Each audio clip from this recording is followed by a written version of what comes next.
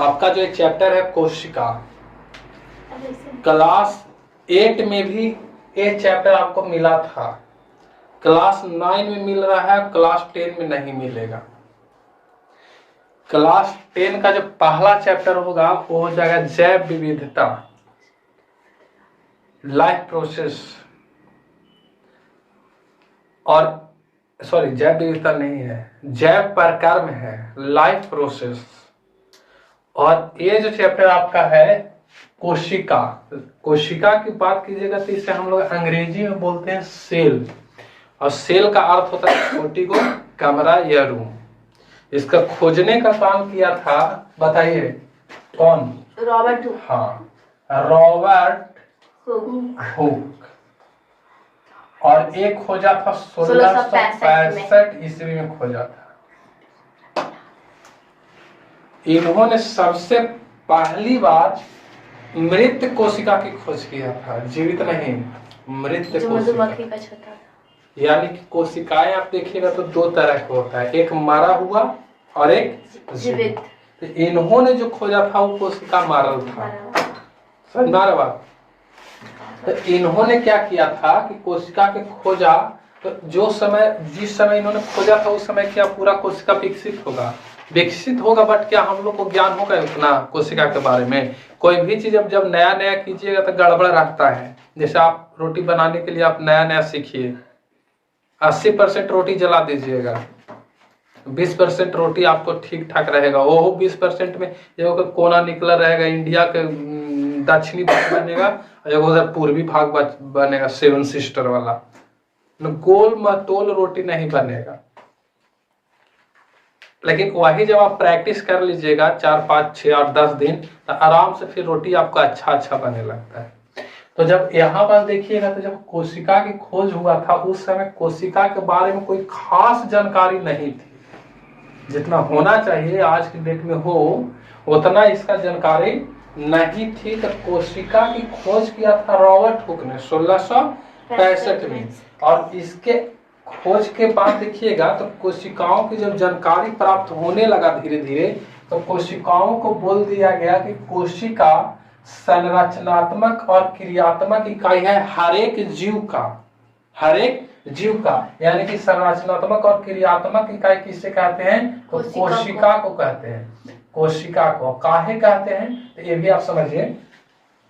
संरचनात्मक का अर्थ होता है कि उसकी बनावट कैसी है, और क्रियात्मक का अर्थ होता है कि अंदर काम कौन कर रहा है। समझ में आ रहा है बात? जैसे बनावट करने का मतलब, जैसे आप देखिए बोर्ड की बनावट चरखुट है कि नहीं है? जैसे मान के चलिए एक मार्कर है, तो मार्कर का बनावट बेलनाकार है, लेकिन अगर क्रियात्मक इकाई देखिएगा तो क्रियात्मक कहने का मतलब कि काम ही कैसा कर रहा है, तो चल रहा है कि नहीं, ग्रीन चलेगा, तो ये इसका क्रियात्मक हिस्सा हो गया। जैसे हम शरीर के बनावट, तो ये बनावट है जो बाहर से आप देख रहे हैं, लेकिन क्या हमारे अंदर में कोई प्रोसेस नहीं चल रही है? हर एक सुबह उठ करके लोग जाता है नहीं जाता है? पानी यहाँ पीते हैं, नाक से नेटा भी निकल जाता है, नहीं निकलता है?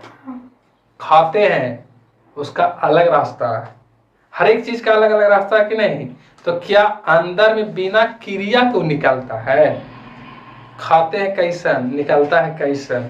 बिना कुछ कैले अंदर होता होगा ना कुछ, अंदर अगर होता है ना तो उसी को हम लोग क्या बोल देते हैं? क्रियात्मक। और संरचनात्मक का मतलब क्या है? जो आप हमें देख रहे हैं, जो हमें आप देख रहे हैं, जैसे 5 अंगुली है, 5 अंगुली का आकार देखिए, ये संरचना है, लेकिन एक अंदर में ब्लड सर्कुलेट हो रहा है, तो ब्लड सर्कुलेट हो रहा है तो क्रियात्मक हो गया। समझ में आ रहा है बात? संरचनात्मक और क्रियात्मक। तो इसके अंदर में जो ब्लड भी सर्कुलेट हो रहा है वो भी क्या है? वो सर्कुलेट जो ब्लड हो रहा है ना, वो भी आपका कोशिका है। और जो शरीर बना हुआ है, हमारा बॉडी बनी हुई है, ये बॉडी भी किसके है? कोशिका से बना हुआ है। तो बताइए तो कि संरचना में भी कोशिका सहायता कर रहा है, और क्रियात्मक इकाई में भी कौन सहायता कर रहा है? कोशिका। जब दोनों क्रिया में कोशिका सहायता करता है तो इसे हम लोग बोलते हैं संरचनात्मक और क्रियात्मक इकाई। तो किसी भी सजीव का संरचनात्मक और क्रियात्मक इकाई को क्या बोला जाता है? कोशिका बोला जाता है। और जब बहुत सारा कोशिका मिल जाएगा तो कोशिकाओं के समूह को उत्तक कह देंगे। कोशिकाओं के समूह को। तो जब कोशिका ढेर सारा मिल जाएगा यानी कोशिकाओं के समूह, कोशिकाओं के समूह, तो बहुत सारा कोशिका मिल जाएगा तो कोशिकाओं के समूह को क्या कहेंगे? उत्तक यानी कि टिश्यू बोलेंगे। और ये हर एक तरह की कोशिका नहीं होनी चाहिए, एक ही तरह के समूह होना चाहिए। जैसे मान के चले कि उत्तक कोशिका है तो ढेर सारा कोशिका मिलेगा और एक ही तरह का कोशिका मिलेगा तो उससे हम लोग क्या बोल देंगे? उत्तक। हमारा मेन मैटर ये नहीं है, ये है। जैसे आप नॉर्मल बताइए तो इस घर का संरचनात्मक इकाई कौन है? इस घर का बताइए। ईंट, क्योंकि ईंट से ही मिलकर करके बना हुआ है। अगर यहाँ पर इसे ईंट हटा दिया जाए तो ये खिड़की बन जाएगा कि नहीं? अगर यहाँ से पूरा ईंट हटा दिया जाए तो एक दरवाजा बन जाएगा। तो ये दरवाजा बन रहा है यानी इसकी संरचना चेंज हो जाएगी। किसके कारण चेंज हो जाएगी? इस ईंट के कारण। तो ईंट को हम लोग क्या बोल देंगे? संरचनात्मक, संरचनात्मक इकाई इसको बोल देंगे। तो इसी तरह से हमारा बॉडी भी होता है। तो याद रखिएगा कि कोशिका को संरचनात्मक और क्रियात्मक इकाई बोला जाता है। हर जीव के संरचनात्मक और क्रियात्मक इकाई को क्या बोलते हैं? कोशिका। कोशिका बोलते हैं। याद रखिएगा, हर जीव का, हर जीव, हर माने प्रत्येक, हर जीव का। ठीक है। अब देखिए कोशिका का आकार, आप देखिएगा तो आकार भी हम लोग समझ लेते हैं। कोशिका की आप बात कीजिए ना तो कोशिका का कोई नियमित आकार नहीं होता है। जैसा आप खींच दीजिए नियमित आकार इसका नहीं होता है।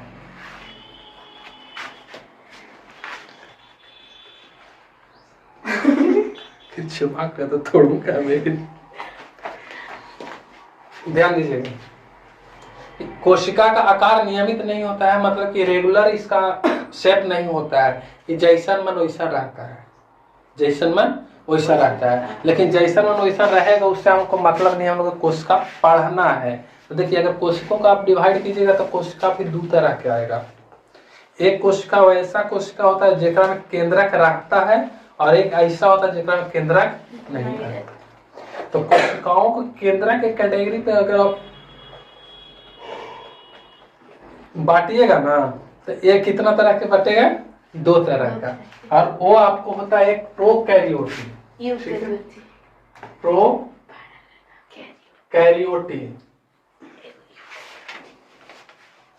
और एक जो होता है वो होता है यूकैरियोटिक, यूकैरियोटिक। देखिए प्रोकैरियोटिक जो कोशिका होती है समझिएगा, ये आपको विकसित नहीं होता है, मतलब विकसित। और ए वाला को आप देखिएगा तो क्या हो जाता है? विकसित होता है। कैसी कोशिका है? विकसित।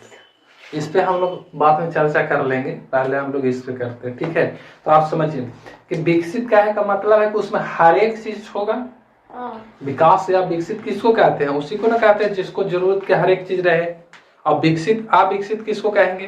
जैसे मान के लिए घर है और घर में हर एक चीज आपको अवेलेबल है तो उस घर को हम लोग बोलते हैं ना समृद्ध यानी विकसित घर है।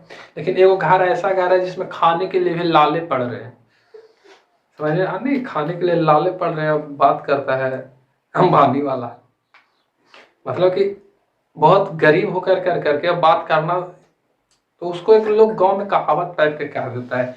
तो अगर मान के चलिए घर में खाने के लिए आपके पास चावल भी नहीं है और आप अपने आप को विकसित घोषित कर रहे हैं तो विकसित है, उसमें कमियां हैं।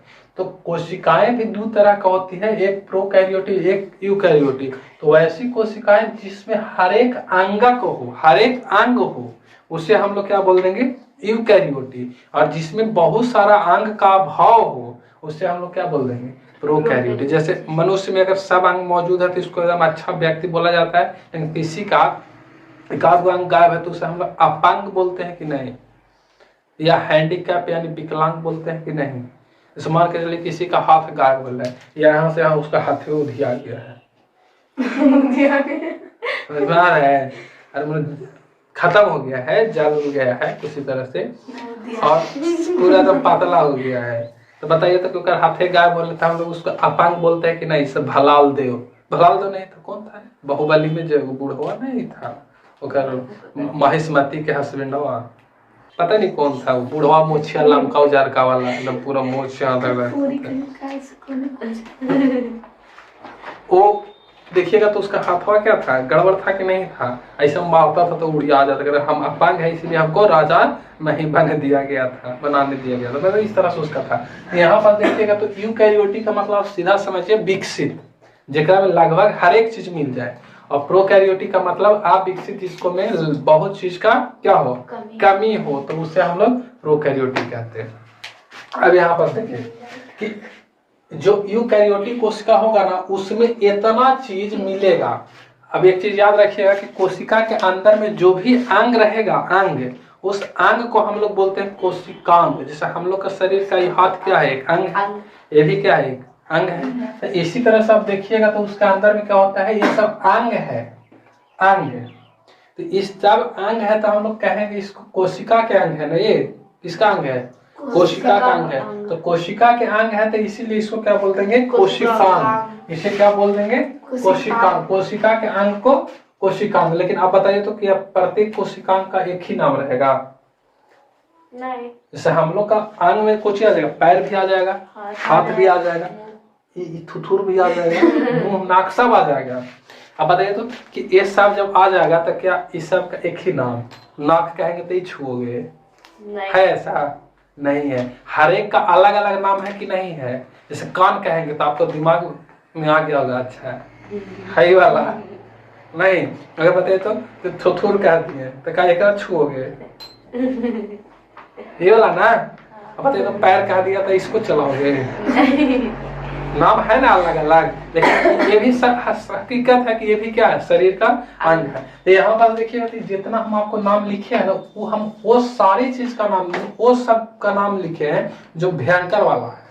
जैसे हम अभी नॉर्मल पार्ट्स ऑफ बॉडी में आप पढ़िएगा तो आपको क्या पढ़ाया जाता है, हाथ पैर नाक कान मुंह, ये सब क्या है, अंग है, बॉडी का अंग। तो क्या यही अंग है, इसके अलावा अंग नहीं है। अंदर में जाइए ना, ऑपरेशन कीजिए ना, बहुत सारा मिलेगा, बहुत सारा मिलेगा। तो बहुत सारा मिलने का मतलब क्या, हम लोग उसको मुख्य रूप से गिन लेते हैं, नहीं गिनते हैं। तो यहाँ भी जाइएगा ना, तो इसमें भी जाइएगा तो इसमें बहुत सारा अंग है, लेकिन यहाँ हम उसी का नाम लिखे हैं जो क्या है, मुख्य यानी मेन अंग है, मेन। समझ में आ रहा है, मेन अंग। तो मेन अंग में कौन कौन आ जाता है, तो कोशिका के अंदर में देखिएगा तो सबसे पहले जीव द्रव आता है। तो जीव द्रव का भी छोड़ दीजिए, इसको नहीं समझिए। सबसे पहले हम लोग किसको समझते हैं, तो कोशिका द्रव को समझते हैं। और एक कोशिका द्रव हो गया केंद्रक द्रव, केंद्रक, और एक केंद्रक द्रव होता है, याद रखिएगा। इसके अलावा एक क्या होता है, क्रीम हम एक और ऐड कर देते हैं, केंद्रक द्रव। एक क्रीम एक होता है केंद्रक द्रव, केंद्रक द्रव, न्यूक्लियोटाइड। देखिए एक कोशिका है, अब कोशिका के बीच में आप देखिएगा ना, तो एक बीच में लगभग बीच में, गुरेट नहीं कर सकते, इधर उधर हो सकता है। तो कोशिका के लगभग बीच में एक मटर जैसा दाना रहेगा, मटर जैसा दाना रहेगा, और इसको हम लोग बोलते हैं केंद्रक। मटर जैसा जो हिस्सा आपको दिख रहा है ये वाला, इसी को क्या बोला जाता है, केंद्रक बोला जाता है, ठीक है। और केंद्रक को आप देखिए, केंद्रक ऐसे नहीं दिखेगा, इसको देखने के लिए आपको कोशिका लेना पड़ेगा। कोशिका को काटिएगा तो कर अंदर में क्या मिलेगा, ये मिलेगा, और एक करो अंदर काटिएगा तो कुछ कुछ मिलेगा। तो एक अंदर में काटिएगा ना, काटने के बाद जो नेटा इसमें चुएगा, समझ रहा है, दराव, तो वो दराव को हम लोग क्या बोलेंगे, केंद्रक द्रव। यानी कि केंद्रक में से जो द्रव आएगा वो क्या कहलाएगा, केंद्रक द्रव, केंद्रक द्रव कहलाएगा।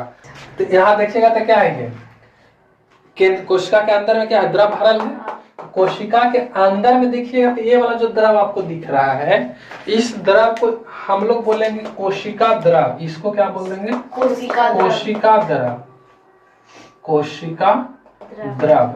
और जबकि इसकी अगर बात कीजिएगा इसके अंदर वाला को, तो केंद्रक के अंदर वाला को क्या बोल देंगे, केंद्रक द्रव, केंद्रक द्रव, इसे केंद्रक द्रव। आप समझिएगा ठीक से कि कोशिका के अंदर के द्रव को कोशिका द्रव, केंद्रक के अंदर वाले द्रव को केंद्रक द्रव। और ये दोनों जब आपस में मिल जाता है तो संयुक्त रूप हो जाएगा।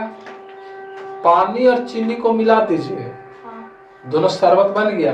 तो जब ये दोनों आपस में मिल जाता है, यानी कोशिका द्रव और केंद्रक द्रव, तो दोनों के सम्मिलित रूप को हम लोग बोलते हैं जीव द्रव। इस दोनों के सम्मिलित रूप को क्या बोला जाता है? जीव द्रव।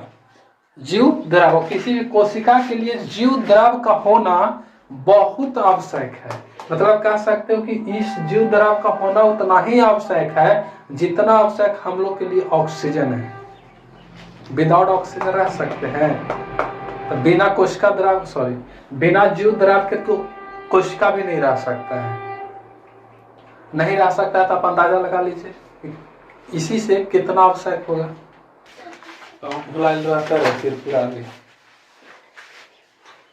यहाँ पास ध्यान से देखिएगा, ये आपको कोशिका द्रव हो गया एक, और जितना भी ये सब आपको दिख रहा है टोटल के टोटल एकरे में रहेगा। जैसे मान के चलिए कि एक अंदर हम बैठा दिए सब छोटी छोटी सब, तो ये सब जो आपको बैठ जाएगा ना, ये सबके सब क्या कहला जाइए, सबके सब क्या कहला जाएगा? सबके सब कोशिकांग कहला जाएगा। ये सब क्या है? कोशिकांग है। बताइए तो कोशिकांग कोशिका के कहाँ रहता है? कोशिका के किस भाग में? कोशिका द्रव में रहता है। कोशिका द्रव में। इसमें सबसे पहला क्या है तो याद रखिएगा, एक चीज और याद रखिएगा कि कोशिका जो होता है ना वो घिरल रहता है झिल्ली से। ठीक है, तो कोशिका का ये वाला हिस्सा जो घिरल रहेगा ना, इसको हम लोग झिल्ली कहते हैं। क्या बोलते हैं इसको?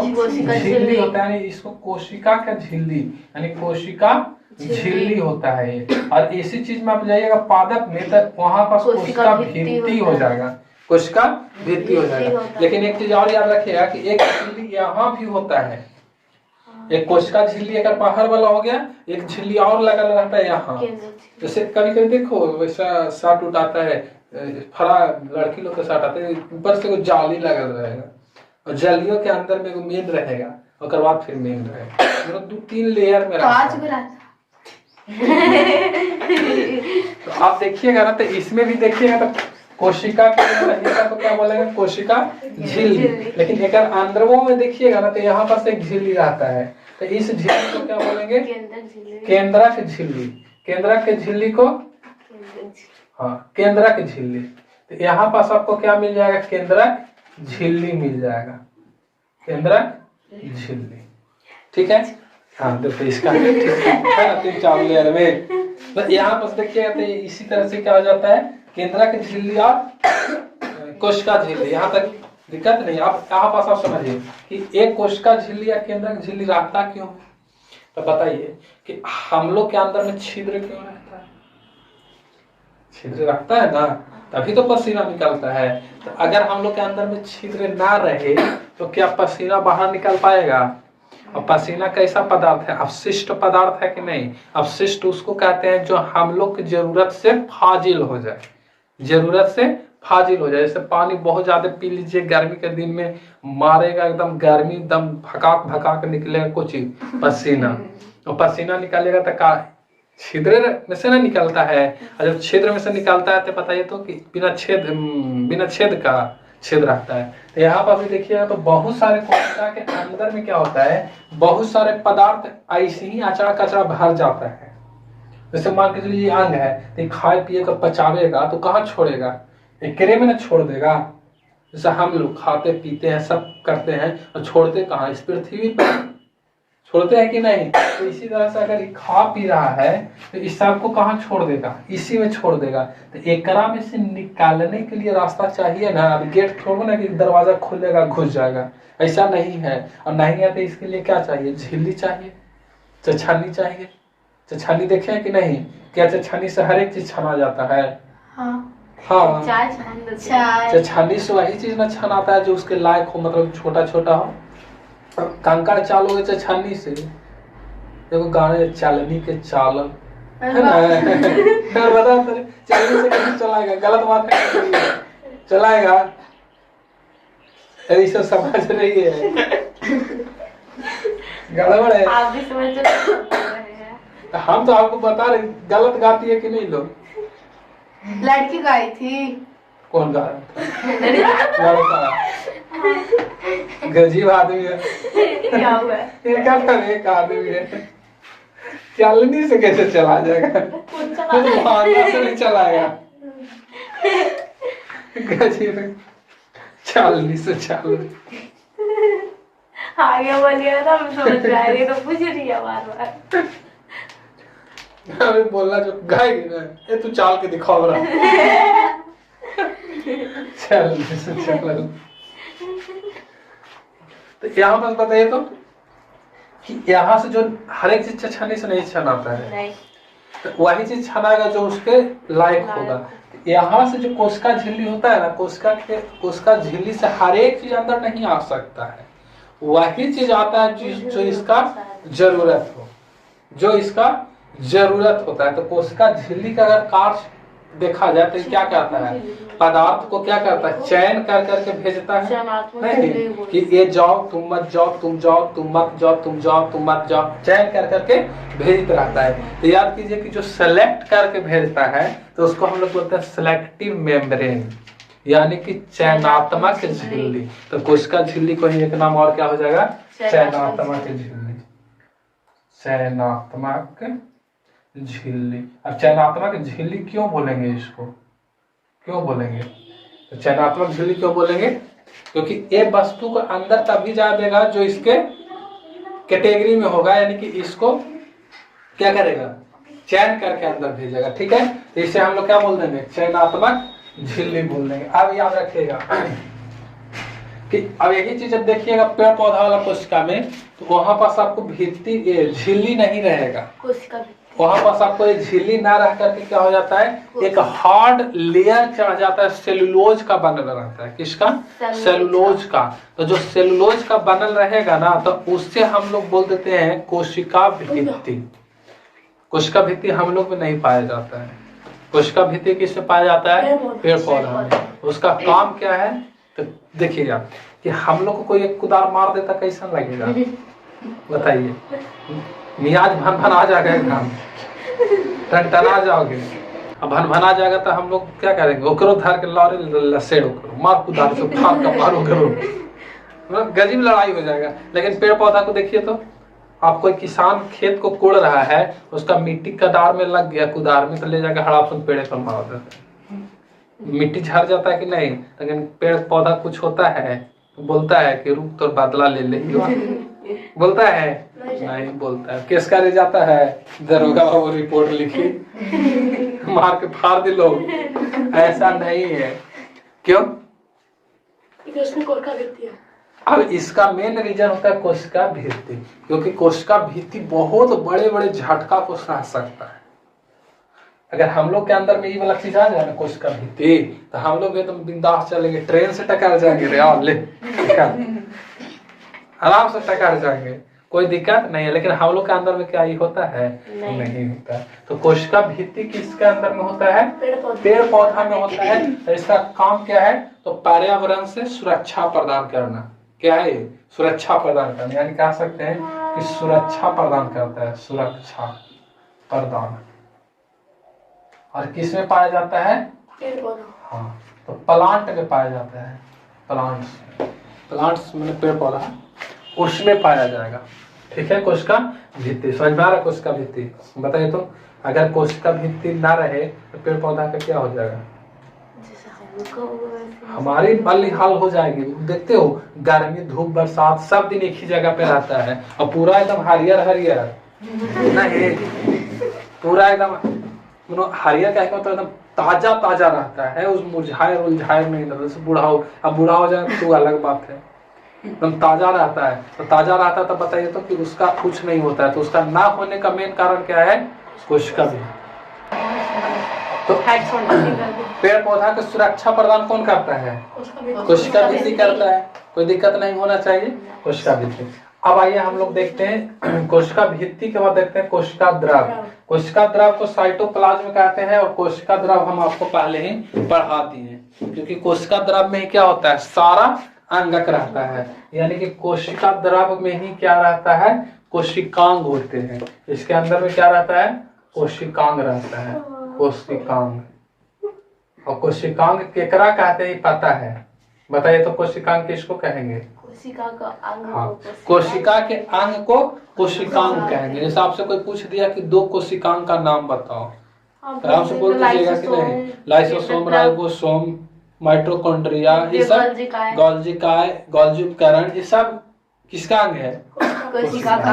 तो कोशिका का अंग है, तो ये रहता कहाँ है? कोशिका द्रव्य में। ठीक है, अब आइए राइबोसोम।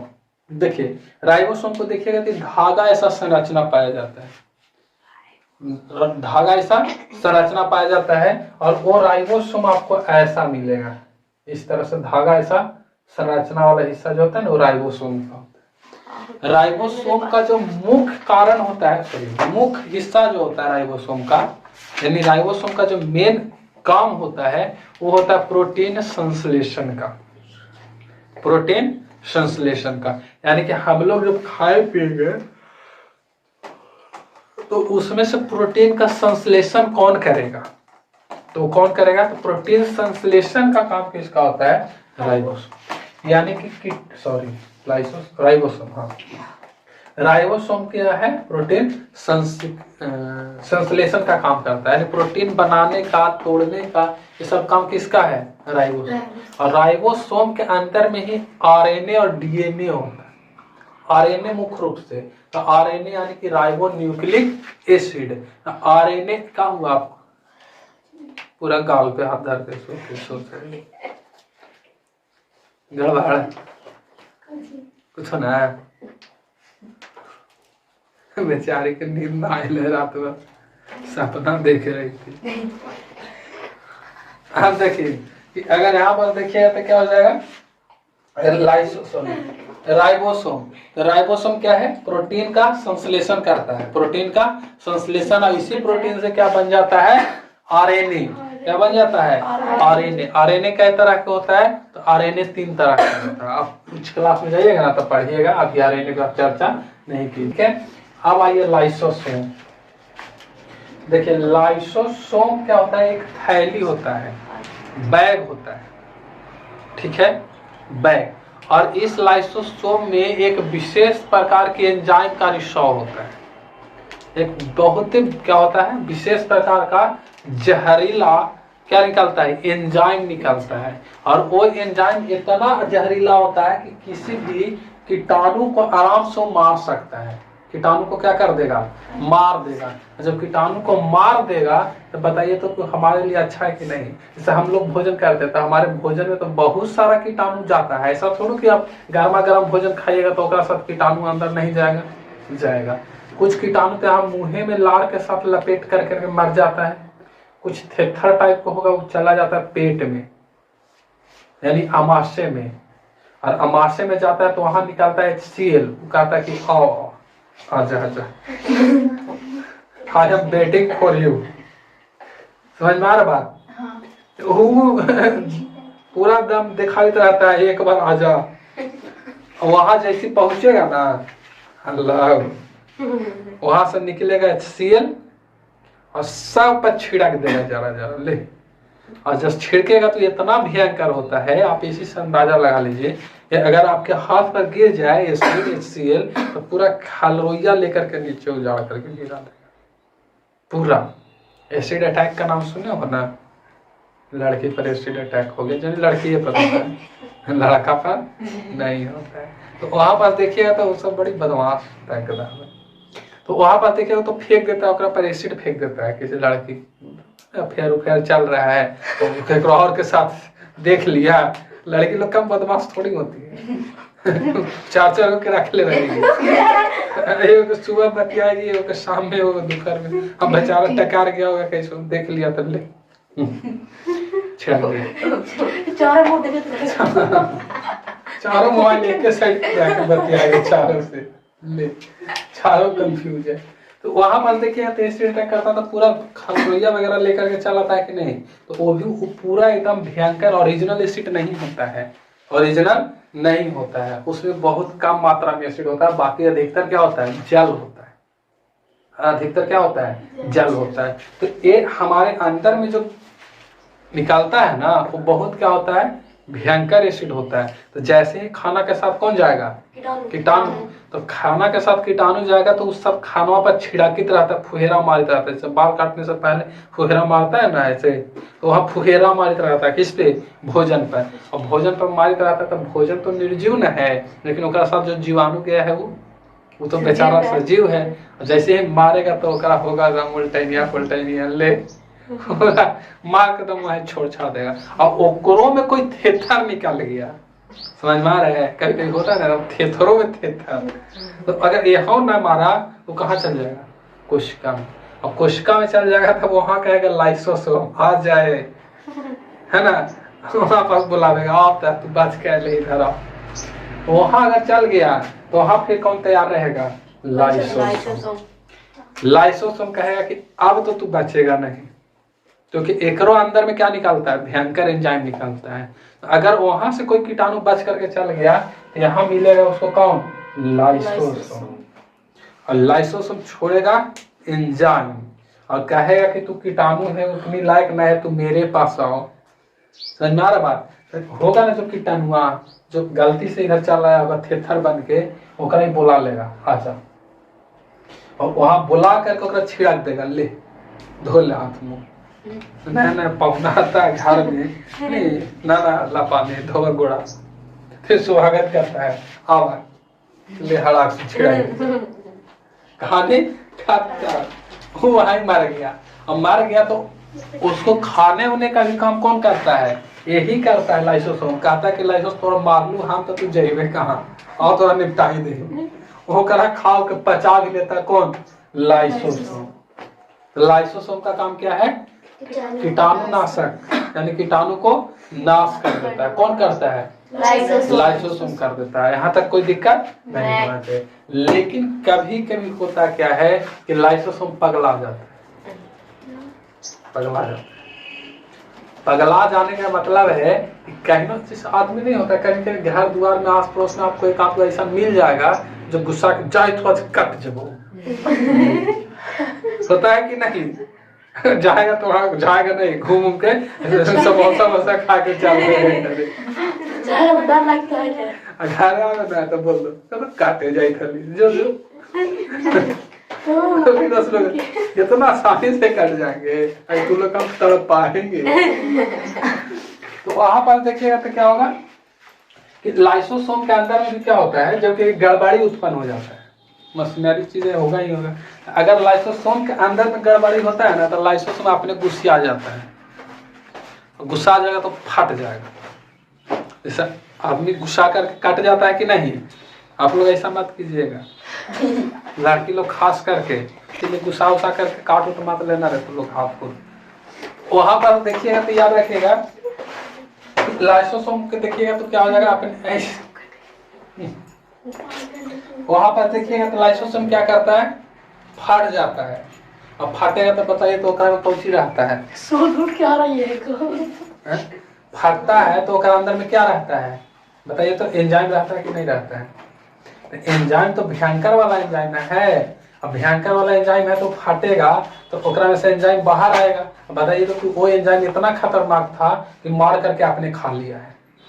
जब मार करके आपने खा लिया है तो एंजाइम फट करके जब बाहर आएगा तो क्या लगता है, जो कोशिका का और अंगक होगा एक तरह का जहर होता है तो पूरे को गला देता है, मतलब अपने कोशिका को अपने से क्या कर लेता है? खत्म कर लेता है, मार लेता है। तो जब कोई खुद अपने से मरे तो ओकरा आत्महत्या बोलते हैं। ओकरा क्या बोलते हैं? आत्महत्या। जब कोई खुदे से मर जाए तो कोई खुदे से मर जाएगा तो ओकरा क्या बोलेंगे? आत्महत्या कर लिया, उसको क्या बोलेंगे? सुसाइड कर लिया। तो सुसाइड कर लिया तो यहाँ पास भी देखिएगा कि जो लाइसोसोम है, ये लाइसोसोम अपने से न मारा है, अपने से फाट करके अपने कोशिका को नष्ट कर लिया है। तो अगर अपने कोशिका को अपने से नष्ट कर लिया है तो इसे क्या बोलेंगे? आत्महत्या। क्या है? एक तरह का पुटी है, बैग है, थैली है, तो इसको हम लोग क्या बोल देंगे? आत्महत्या की थैली। अगर आपसे कोई ये पूछ दे कि आत्महत्या की थैली किसको कहते हैं? लाइसोसोम। किसको? लाइसोसोम को। तो आत्महत्या की थैली किसको? लाइसोसोम। क्यों? तो वो अपने ही एंजाइम से पूरे कोशिका को नष्ट कर देती है, मार देती है। तो इसलिए उस लाइसोसोम को क्या बोला जाता है? आत्महत्या की थैली, यानी कीटाणु नाशक के रूप में कार्य करता है, जिसे हम लोग आत्महत्या की थैली भी कहते हैं। लाइसोसोम को क्या बोलते हैं? आत्महत्या की थैली। आत्महत्या की थैली, आत्महत्या की खैली, खैली नहीं रे, खैली, खैली, खैली चुना ना चलेगा। आत्महत्या की खैली, ठीक है। आपको क्या हो गया?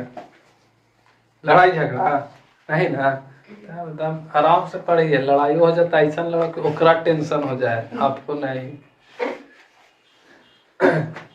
अगला क्या है आपको? केंद्रक द्रव, तो आपको समझ में आ गया होगा। केंद्रक के अंदर में जो रहेगा वो केंद्रक द्रव। जैसे केंद्रक है ना, लेकिन अंदर में जो द्रव पाया जाता है उसको क्या बोल देंगे? केंद्रक। और यही दोनों जब मिल जाता है तो क्या बन जाता है? जीव द्रव। क्या बन जाता है? जीव द्रव। अब आइए माइटोकॉन्ड्रिया। देखिए माइटोकॉन्ड्रिया क्या करता है, इसमें श्वसन की क्रिया होता है। छोड़िए ना, आप लिखिएगा बेकार, एक बार समझ जाइएगा तो आपको हमेशा याद रखिएगा। इसमें किसका क्रिया होता है? श्वसन की क्रिया होती है। माइटोकॉन्ड्रिया में याद रखिएगा क्या होता है? श्वसन की क्रिया होती है। श्वसन, श्वसन, श्वसन कैसे लिखा होता है? आधा रिस्पायरेशन अंग्रेजी में बोलते हैं। श्वसन, श्वसन की क्रिया, श्वसन या दहन की क्रिया कह सकते हो। दहन, श्वसन, जैसे श्वसन होता है ना, तो श्वासने में याद रखिएगा दहन होता है, यानी कि दहन की क्रिया होती है।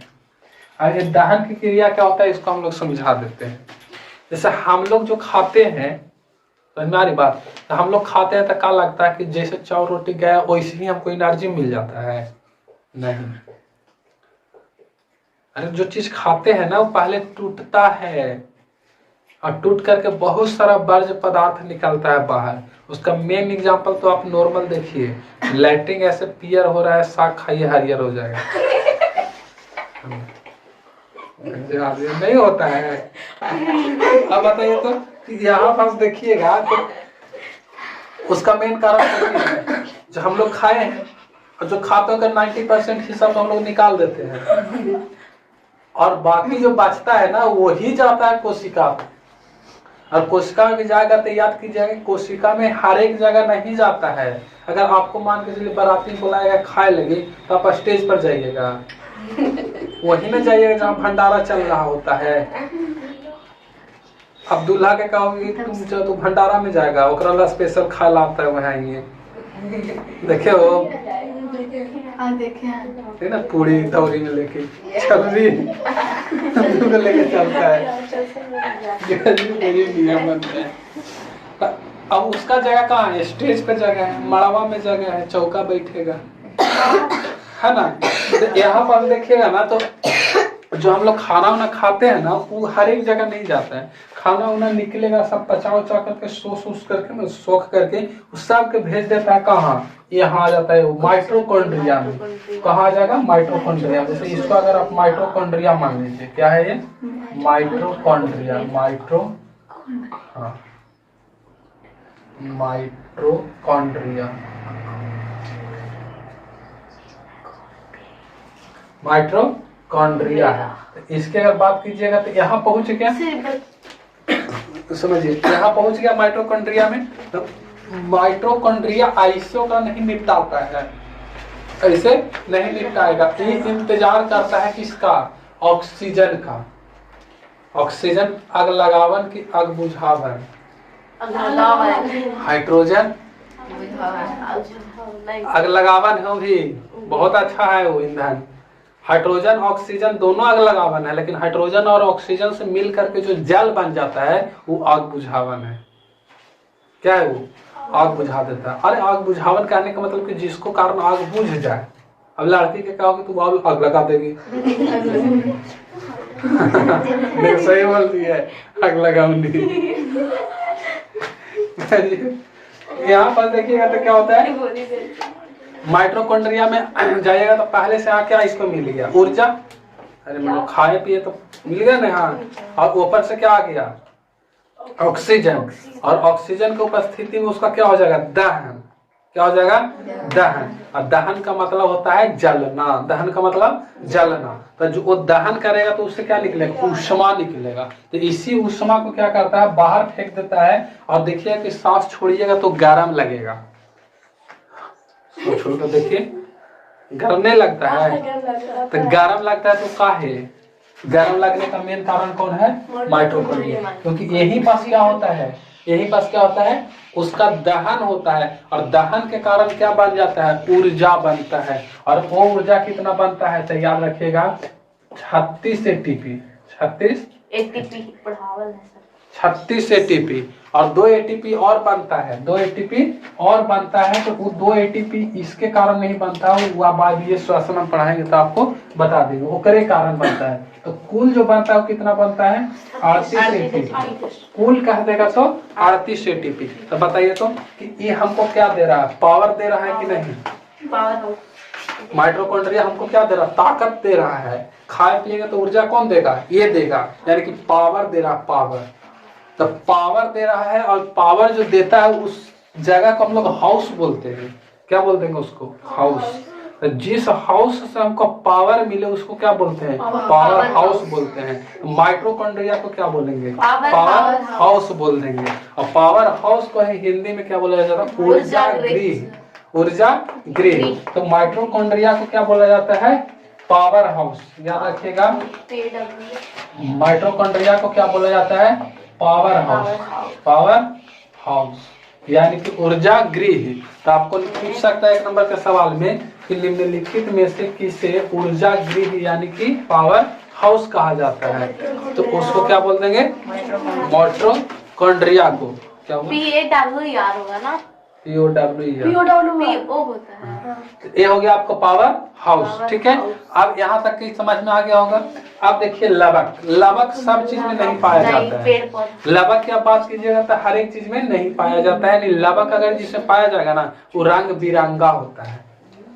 मनुष्य रंग बिरंगे होता है, चाहे तो भवाकित रहेगा, नहीं तो फिर मंगरैला रहेगा। लड़का है तो मंगरैला, लड़की है तो भवाकेगा। यही ना है। तो अब बाकी एक अलावा कोई देखो पियर आदमी? नहीं। हरियर आदमी? नहीं। हाँ देखे अब कौनों के धार के पोट दो ऊपर से नीचे तक तो वो अलग बात है। अब हरियर होली में रंग बिरंगा आदमी देखी होगी, एकरा में कौन सा बड़ी बात है? यहाँ पर कुछ और लुक रहा है, यहाँ कुछ और लुक रहा है, इधर कुछ और लुक रहा है। तो अलग है, सुन सही तो अलग अलग दिखाई दे रहा था। क्या ओरिजिनल कलर हो गया क्या? ओरिजिनल कलर देख लोगे ना तो भाग जाओगे वहां से तुम लोग। तो यहाँ पर देखिएगा तो यहाँ पर क्या है? लावक जो होता है ना रंग बिरंगा होता है, इसको अंग्रेजी में प्लास्टिड बोला जाता है। लेकिन पेड़ पौधा को देखिएगा तो कलरफुल होता है। किसी का उजला फूल, किसी का लाल फूल, किसी का पियर फूल, कभी किसी का हरा फूल। हरा नहीं होता है, होता भी होगा। ठीक है, तो वो सब देखिएगा तो नॉर्मल समझिए ना। नॉर्मल चीज देखिएगा तो वो रंग बिरंगा होता है कि नहीं? तो जिसमें भी कलरफुल आ जाएगा ना, जो भी चीज कलरफुल आ गया वो क्या हो जाएगा? आपको प्लास्टिड हो जाएगा। तो क्या मनुष्य कलरफुल होता है? नहीं। तो मनुष्य प्लास्टिड होगा? नहीं होगा। किस में होगा? पेड़ पौधा में होगा। तो याद रखिएगा कि पेड़ पौधा के अंदर में क्या होता है? प्लास्टिड। इसका काम क्या है? तो प्रकाश संश्लेषण में भूमिका निभाता है। किसमें निभाएगा? प्रकाश संश्लेषण। प्रकाश संश्लेषण। प्रकाश संश्लेषण। इसी कारण प्रकाश संश्लेषण होता है। अगर प्लास्टिड ना रहेगा ना तो प्रकाश संश्लेषण नहीं होगा, क्योंकि क्लोरोफिल, क्लोरोप्लास्ट, और क्लोरोप्लास्ट के अंदर में कौन आता है? क्लोरोफिल आता है। और क्लोरोफिल में ही रियल में क्या होता है? प्रकाश संश्लेषण होता है। तो ये रहेगा तभी ना वो रहेगा। समझ आ रही बात? तो इसीलिए इसमें क्या होता है? प्रकाश संश्लेषण होती है। तीसरा होता है केंद्रक। देखिए केंद्रक को जो है ना पूरे कोशिका का ब्रेन माना गया है। ब्रेन मुझे समझ में आ रहा है? समझ में नहीं आ रहा है? लड़के के पास दिमाग नहीं है। ब्रेन माना गया ना पूरे कोशिका का कंट्रोल कौन करता है? केंद्रक। तो याद रखिएगा कि इस कोशिका की बात कीजिएगा तो मास्टर है। क्या है? मास्टर है, यानी कि पूरे कोशिका पर नियंत्रण रखता है। यानी कि कोशिका का नियंत्रण कौन करता है? कोशिका का नियंत्रण। और वो नियंत्रण कौन करता है? केंद्रक। नियंत्रण कोशिका पे ही करता है। और यही वाला केंद्रक का अभाव किसमें होता है? प्रोकैरियोटी। प्रोकैरियोटी तो उसमें उसका अभाव हो जाता है तो बेचारा अविकसित हो जाता है। किसी का दिमाग कम होता है तो विकास उसका कम होता है। जैसे एग्जांपल में आप समझ ही रहे हैं। नहीं नहीं ठीक है, इसमें कोई दिक्कत? बहुत सारे कोई दिक्कत नहीं, नहीं। उतार लीजिए अगर उतारना है। नहीं ऐसे काला तो है कोई